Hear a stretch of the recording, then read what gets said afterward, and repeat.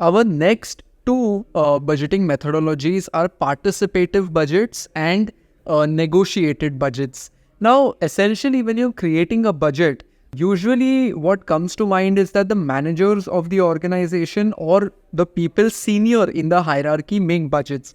However, there are different ways of making the budgets. One particular approach is known as a participative budget.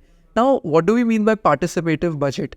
Well, participative budget is essentially a bottom-up approach, which means that the inputs start at the ground level by employees who are working on the floor and it goes all the way up. So, participative budgets naturally will boost your employee morale because it will give all your employees a sense of belonging.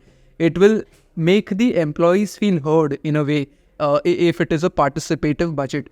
However, there are certain advantages and disadvantages of making a budget in a participative way. One clear disadvantage that I can think of is budgetary slack.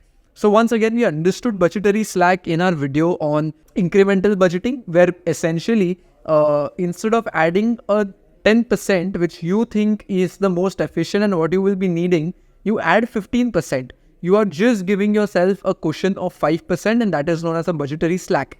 Budgetary slack is extremely prominent in participative budgets because employees will factor in things to their benefits, which is why we come to the second approach, which is of negotiated budgets. Now, negotiated budgets have traits of both bottom-up and top-down approaches, wherein, of course, all of the employees do have their say and the budget is made in a participative manner, but ultimately, the management will decide how much they want to go ahead with and what they want to go ahead with. Now here in this one, again, the clear advantage is that you will have a good employee morale because employees will feel heard and valued. However, the disadvantage is it will consume a lot of the time going back and forth, right? For employees to come up with a budget, then for the management to review that budget and give their feedback on it, going back and forth takes a lot of time. So these are two additional ways of preparing budgets, a participative budget and a negotiated budget.